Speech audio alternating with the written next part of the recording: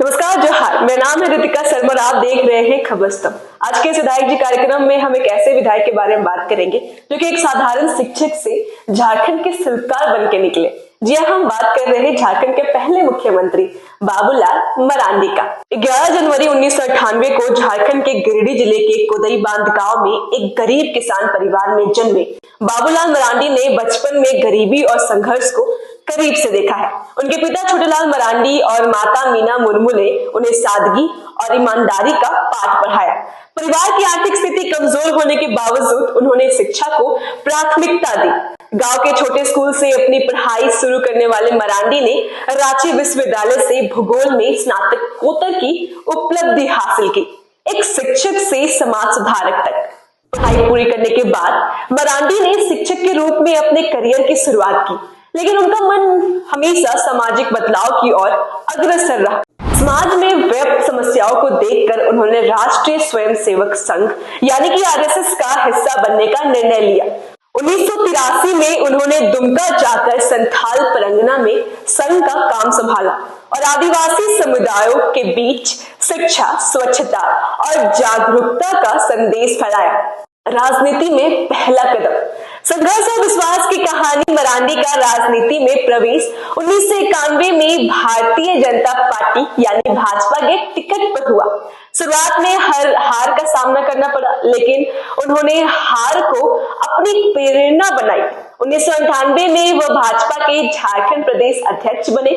उनके नेतृत्व में भाजपा में अभूतपूर्व सफलता पाई और वह दुमका लोकसभा सीट से सांसद बने। झारखंड का निर्माण और नेतृत्व।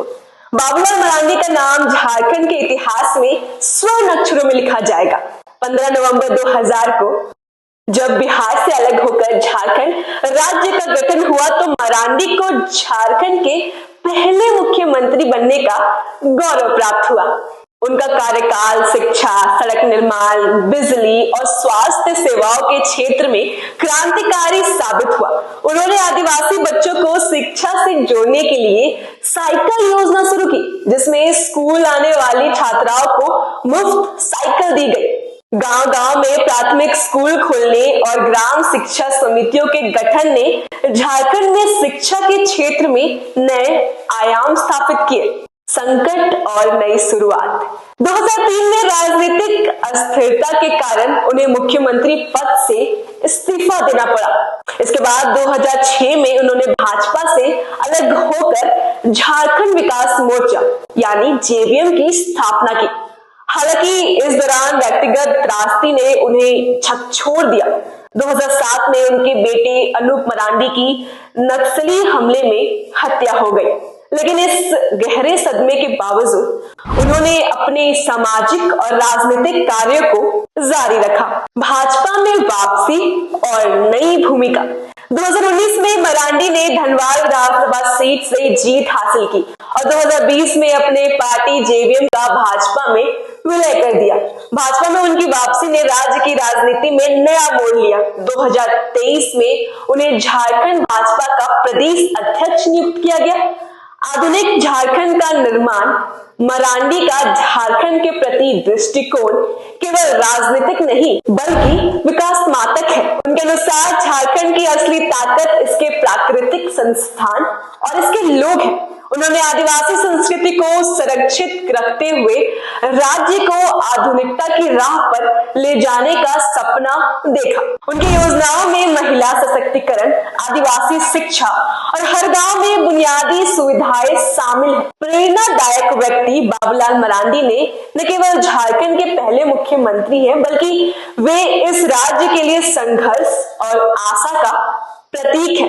बाबूलाल मरांडी न केवल झारखंड के पहले मुख्यमंत्री हैं, बल्कि वो इस राज्य के लिए संघर्ष और आशा का प्रतीक है।